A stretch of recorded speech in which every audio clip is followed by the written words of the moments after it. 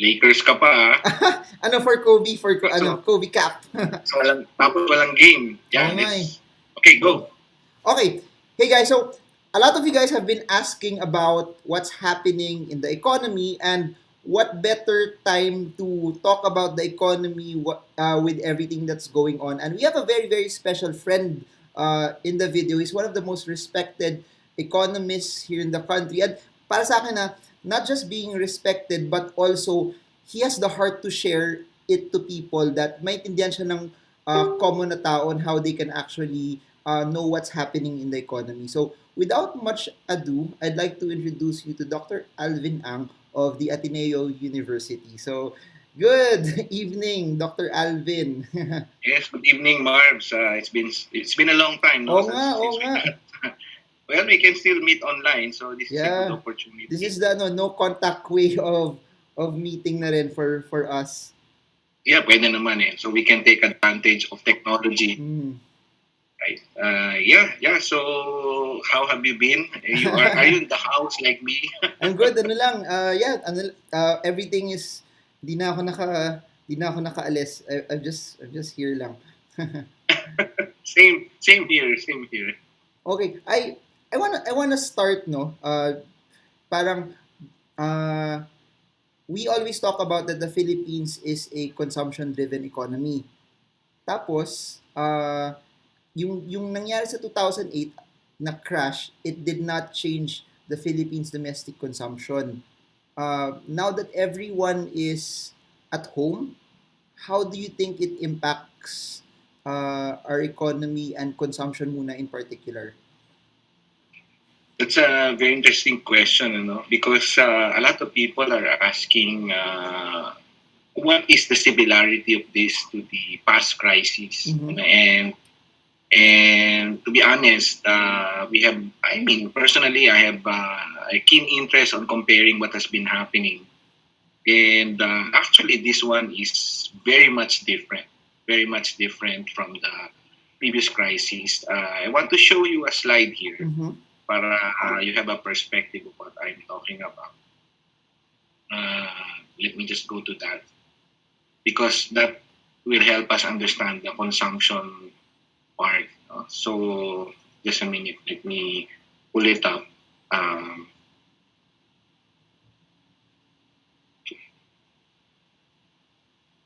Can you see it? Let me check. There.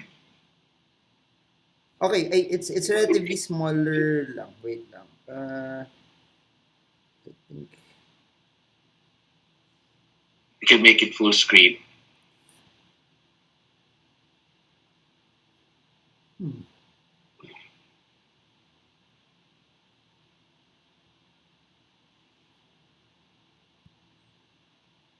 There, I think. Yeah. You can see it? Yeah, see it now. Okay. So actually, this slide I'm sharing with you right now is a slide of the 2009. I mean, a long period of about 20 years of growth. And we have gives us a perspective of where we are actually right now. If you look at the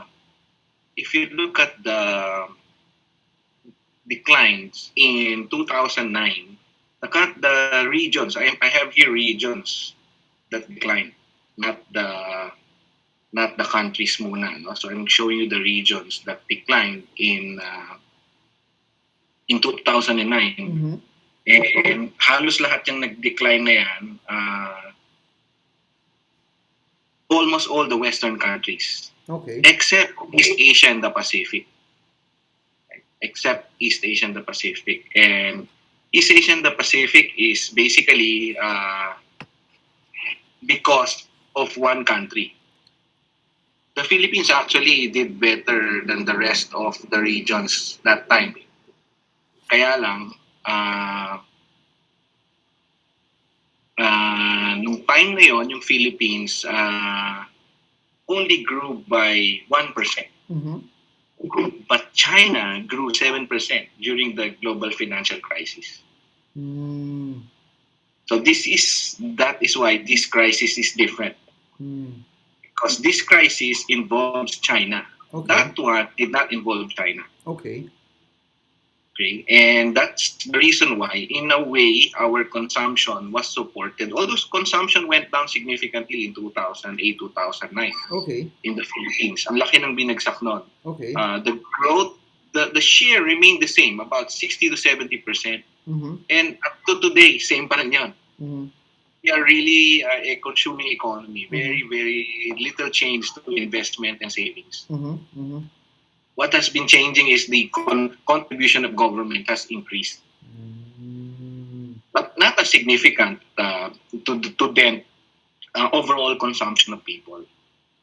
Okay. Pero will it be a concern that ngayon, we already see that tourists are not going, not just domestic tourism, pero international tourist arrivals will be down. So may ripple effect yan on how people go to malls, how people eat, and then yung sheer ano lang na walang celebration of mga parties, birthdays on a very very large scale.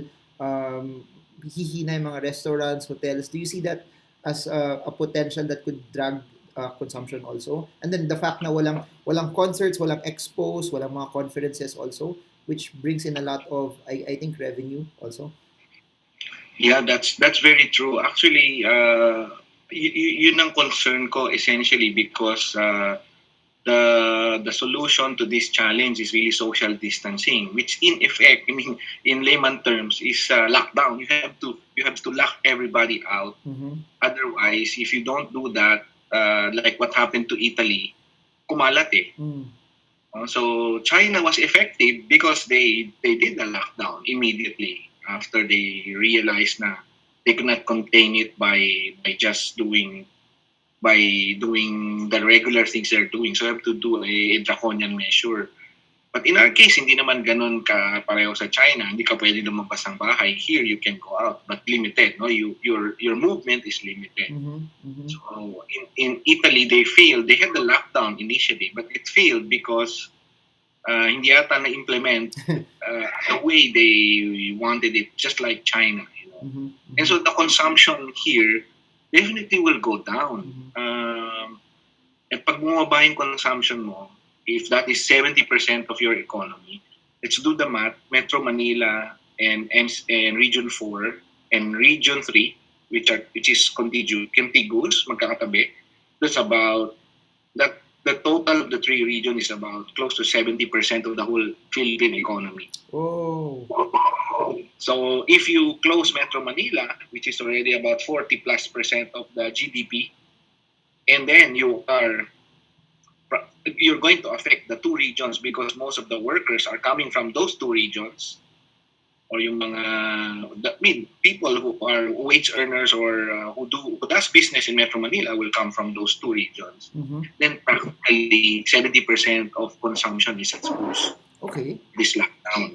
That is what is concerning me about this, and that's why we have to look for sectors na, of course may tama sa consumption, but there would be other sectors that would be, will not have that big impact as well as not as negative as the rest. Okay. As a normal Filipino that if kunyari I'm a normal office worker, I'm a normal business person, I'm a normal stay-at-home mom or OFW, at this point in the economy, should I be concerned? And if I should be concerned, are there any parang steps or recommendations that Filipinos should do right now while parang we're still at a tipping point of something? Okay, well, we should all be concerned, not only Filipinos, but the rest of the world, since it has already been declared as a pandemic. Mm-hmm. So, napakalaki ng impact niya. Our challenge essentially is we want to see when is it going to turn the corner, no? Turning the corner is critical. And we have seen that in Wuhan, in China. They have turned the corner. The numbers of new cases, less than 10 in the last 2 days. Mm. So that is the impact. But it took them 1.5 months to make that happen. under a draconian measure. Okay, so that means we are also looking for something like that. Kung makikita natin yon, and not only us, no, it's not. I mean, in this, the challenge here is that this is not a country per country survival basis, no. I want to show you. This is the picture of the supply chain, global supply chain. Meaning China is the main supplier, but all the red, uh, can you see it? Yeah, yeah. All the red countries there are connected to China. I mean, one way or another, they supply China or they buy from China. Okay, so if the rest of the world does not overcome this problem immediately, then we are looking at a longer term challenge. No? Yun yung, which is very unpredictable because it depends on a country's capacity to address this problem.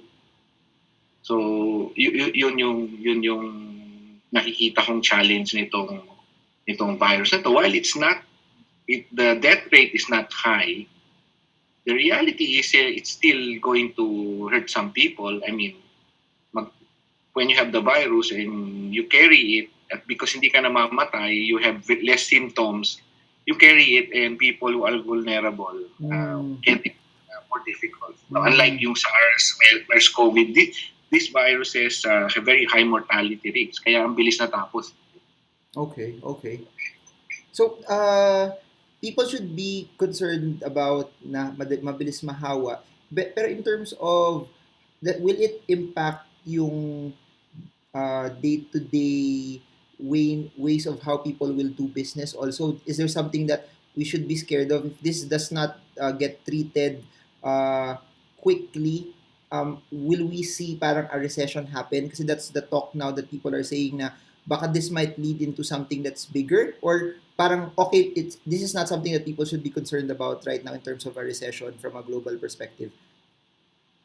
I think from a global perspective, we are looking at a possible recession already because because China stopped for 1.5 months, basically stopped.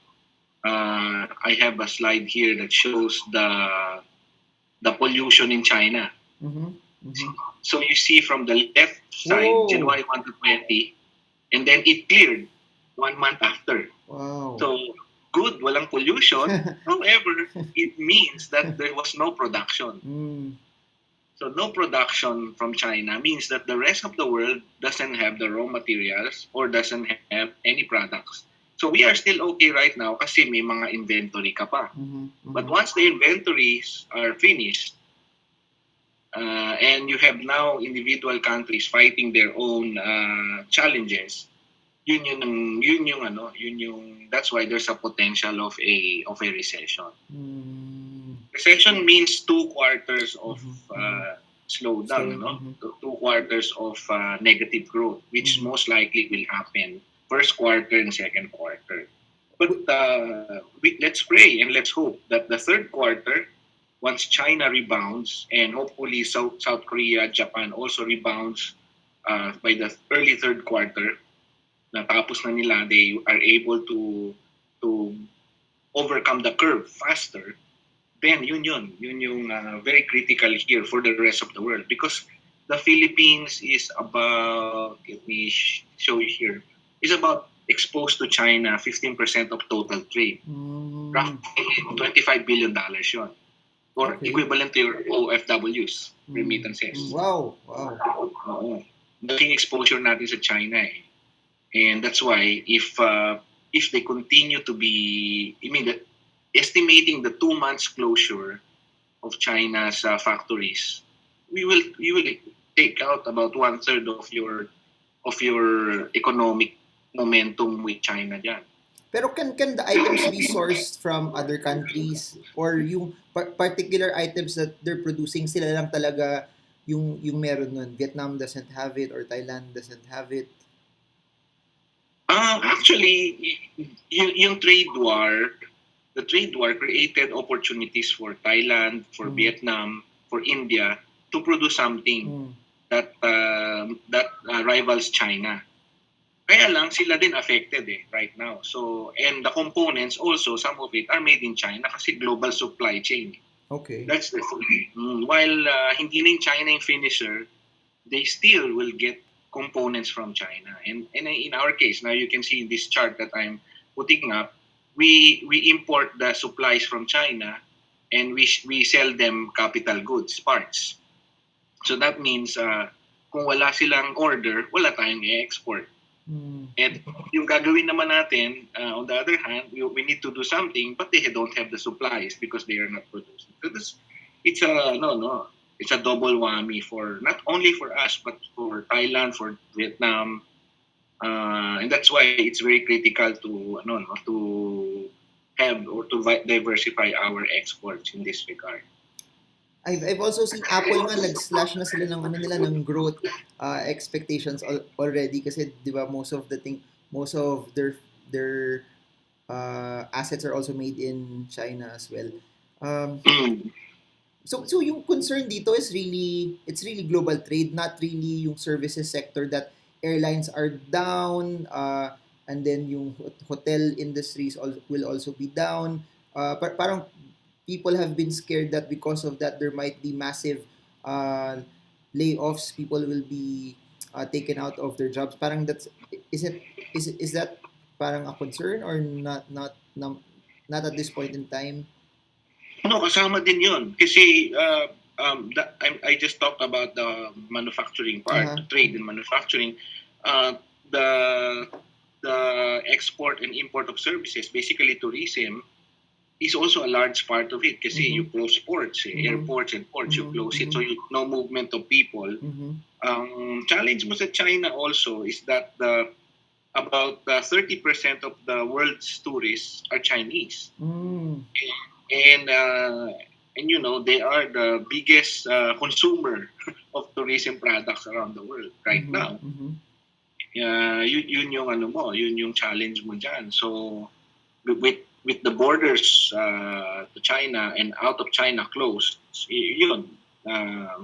we're going to experience a huge drop. In our case, we also closed the border to South Korea. China and Korea are our Tourists natin.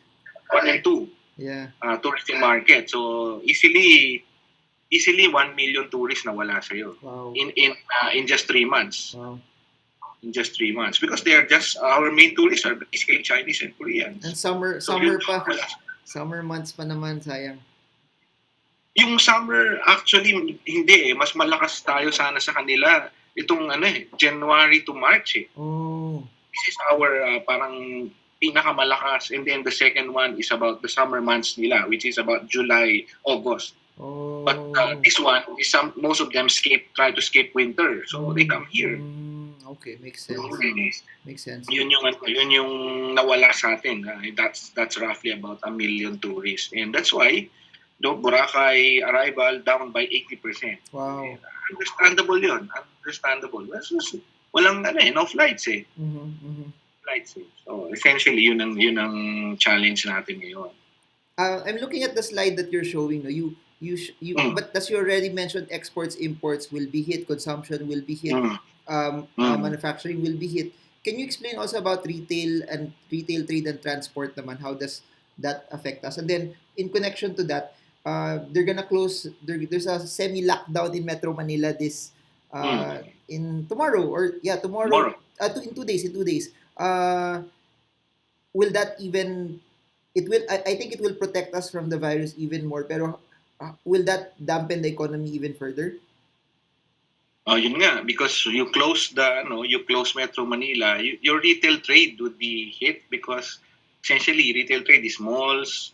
Every shop there is going to be hit.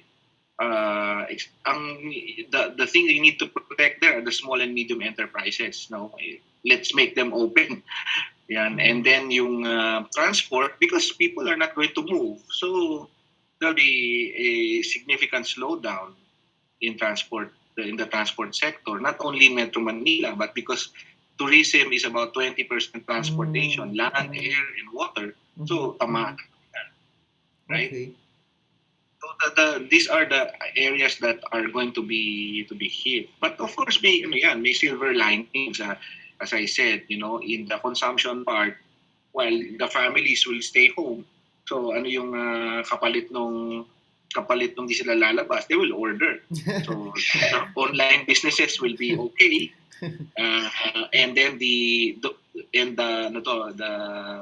mga food delivery.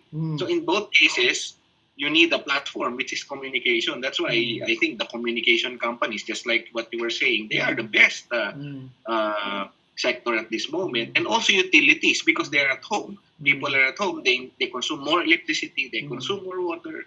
So yan yung mga doon lilipat yung consumption nila. They're not going out, but they also need to consume. Right? So those are the sectors that will definitely have some movements. Plus, there are two sectors that are neutral to me in the industry, where the government can continue or the private sector can continue, which is basically construction. So continue with the build. They are out in the open, wala namang, they're not in enclosed places, and they are doing hard work, heavy work. No? So hindi siya yung may expose ka na nasa isang room, nagsasama-sama. So I think this is the best time to take advantage of the construction. Kung bababawasan yung traffic, the better. You can now schedule it. You need to schedule it. You can finish on time. Put your resources to complete the construction, the build projects. Okay. And I'm thinking this. You said utilities, telcos, then construction. Based on all of the things that are happening, feeling ko supermarkets, drugstores, anything that sell basic needs, by the way people are buying a lot of things right now, you think this is just short term or prolonged to na if they will spend, hindi muna sila bibili ng damit, pero bibili sila ng madaming pansit canton, bibili sila ng madaming gamit na pambahay kasi they're hoarding up for the house also. That's possible until government decides na i-stop yun, ano? Pero siyempre, yun nga, this is a reversal of what we call in economics normal good, tsaka inferior. So in these times, pag may crisis, people buy the things that they need the most. So they will not buy yung mga pangarap nilang mga things, ano? So they will prioritize food, they will prioritize anything that they need for daily living. So yun, kaya I mean, kung may mga listed companies sana na streaming, yan. So mga Netflix and the rest, kung may local counterpart yan dito, yan yung mga lalakas. Closest lang is proxy for lang, I think the proxy lang talaga is to buy Globe or PLDT yung tapos That's right. may GCash pa sila, yung fear of people using cash right now kasi doon daw natra-transmit yung virus. I think there will be more transactions done online din. That's right. Yung finance, in reality, finance, crisis or no crisis, double-digit growth rate yan Ang finance I mean, basically banking yun. And ang ano mo lang dyan, at the onset, syempre people will be worried. So medyo may konting movement sa bangko. But over time, they will probably take a hit kung hindi magbabayad, konting delay. But they are well capitalized ng mga bangko So they're not going to be hit very hard here. Pero do you think it will come to that point na magkaka-defaults on because baka madaming business na mahina, madaming kita yung baka hindi ganun kalakas yung kita rin ng ibang tao, commissions will be lower. Will people stop paying for their houses or their cars also?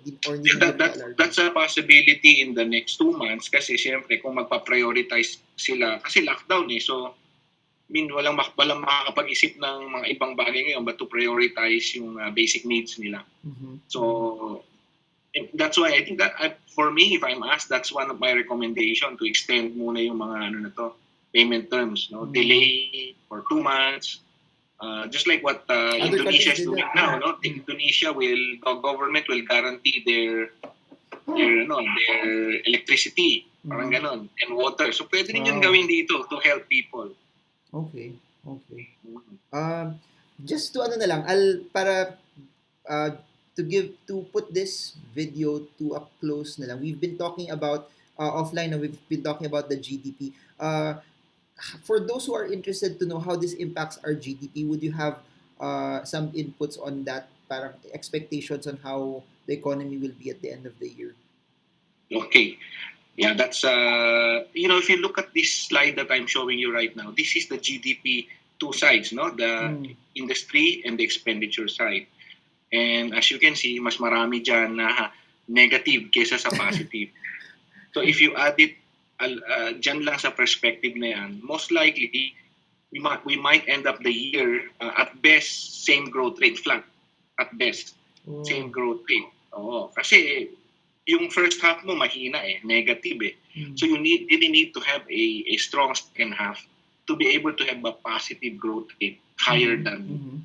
than 2%, you know. And to me, the numbers are not essential right now kasi it can go anywhere as long as the right buttons are pushed and the right responses are made by people. Mm-hmm. Sa tingin ko ngayon, at this point, in the next 2 months to 3 months, the first half of the year, basically, mabagal tayo. Mabagal ang growth. Baka nga, kung hindi bumagal, baka mag-contract tayo. So, Whoa. baka mag-contract tayo. Kasi, as I said, Metro Manila is 70%.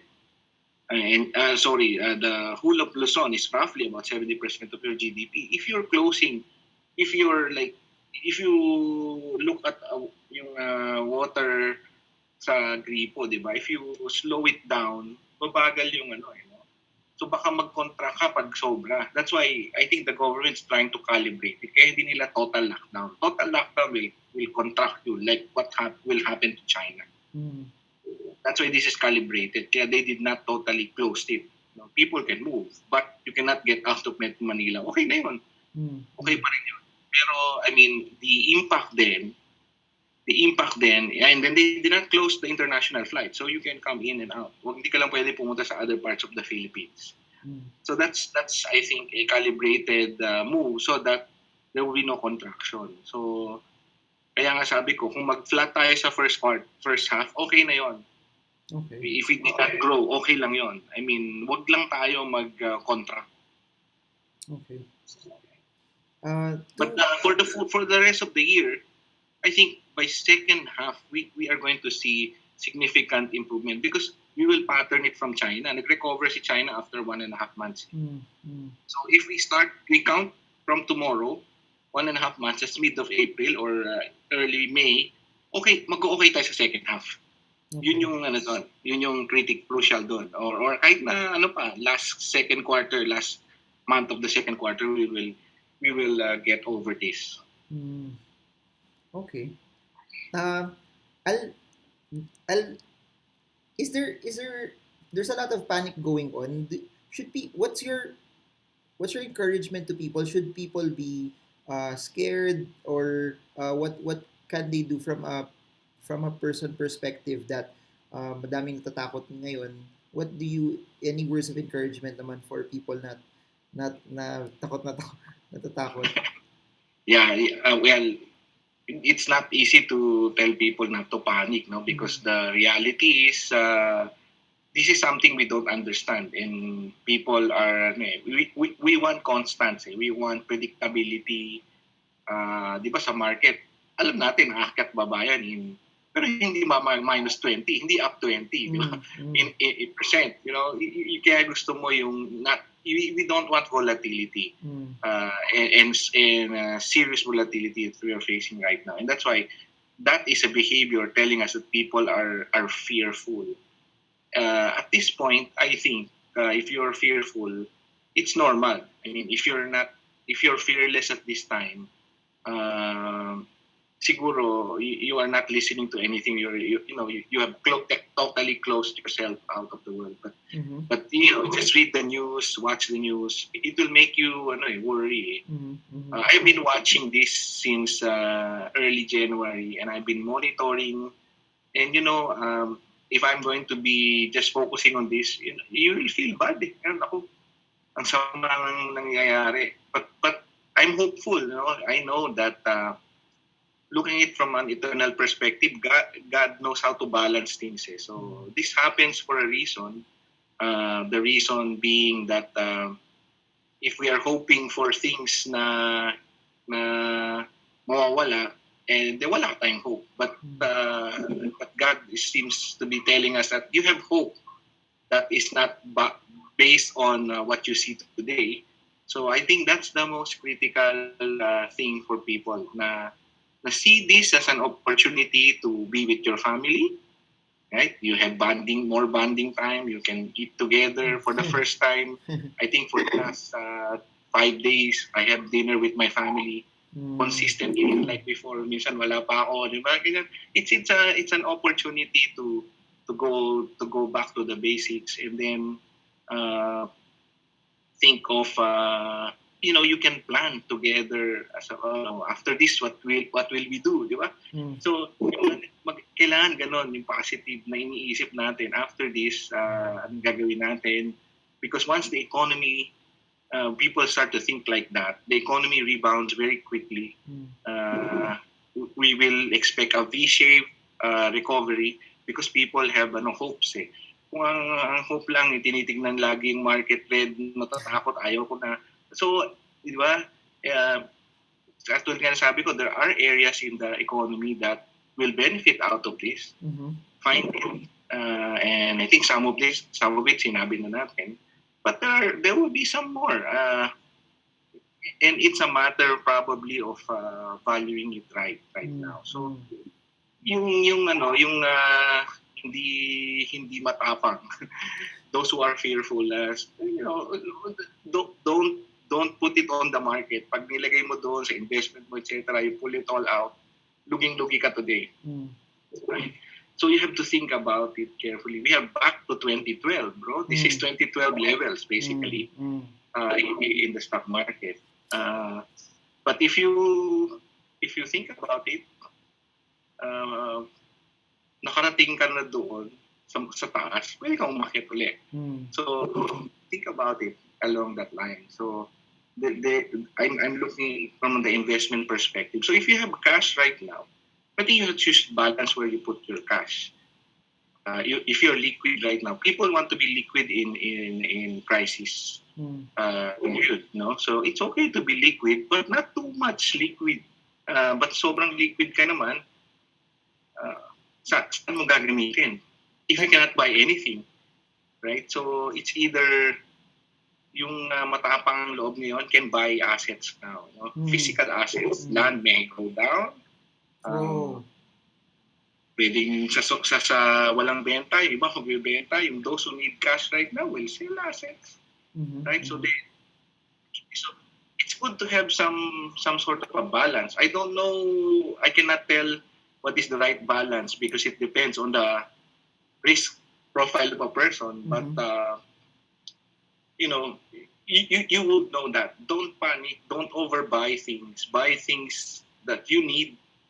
Don't buy things you need for the next 10 months that you take out the allocation of the others. No? Saka baka hulihin ka na, bawal na yata yung hoarding. Just buy enough. I think the government knows when maubos na yung stock natin, they will definitely put it in, no? Magkakaroon ng stock yan. So stay there, hang in there. Don't forget there is a God who takes care of all of us. He will not allow this to annihilate us, but to help us grow and trust Him. Galing. Well said. While you were talking, you've been longer and have a lot of experience sa mga market cycles.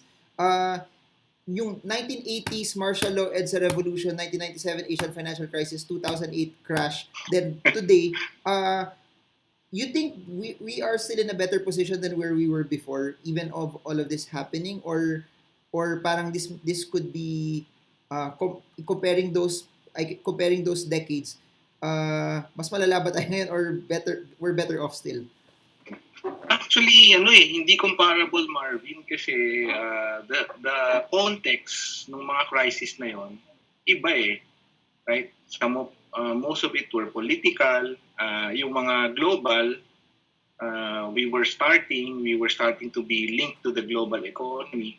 Ito, we are already linked to the global economy. So Is it worse? Siguro kung percentage terms, worse. Na sinabi na nila yung mga worst eh. Mhm. Pero in the context of the stability of the economy, different.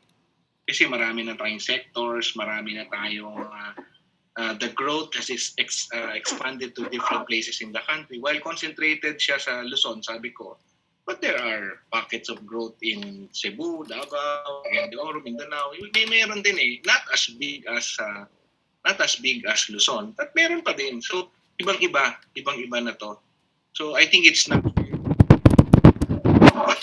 what we can get out of the comparison is that alam natin we can recover. Mm.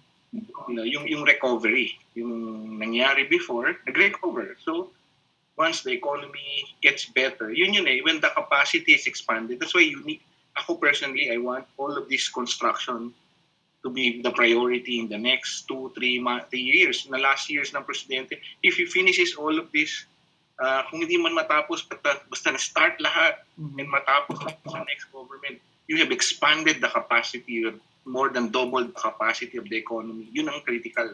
Kasi previous years, kaya tayo nagkaka-crisis, wala na nga tayong capacity, tapos maliit pa yung economy natin.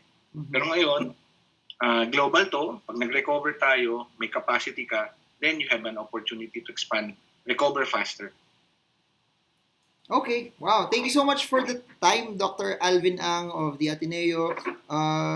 Thank you. I hope that for those who are watching, this is something that will give you clarity also on where we are. Kasi para sa akin, it's nice to base things on sound logic, on knowing where we are also, so that ang dami kasing noise na nakikita na parang doom and gloom, everything will go back to zero, everything will reset daw, ganun. So it's nice to have at least when people make their either purchases or investments or what they do, it's tempered also with sound logic din naman. So yun. Yeah. Okay, thanks also, Marms, and yeah. hope to catch up with you soon, no? Physically naman. Yeah, thank you so much. Thank you so much. Yeah. Okay, God bless. God bless.